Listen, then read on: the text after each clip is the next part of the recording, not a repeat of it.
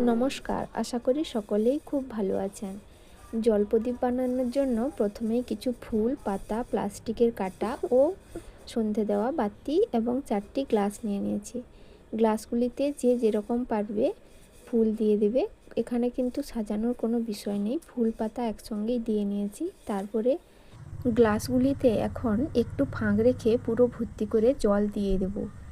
জল দেওয়া হয়ে গেলে যে প্লাস্টিকটা কেটেছিলাম ওর মাঝখানে বাতি রেখেছি, বাতিটা ভালো করে সুন্দর করে গিঁট দিয়ে নিয়েছি।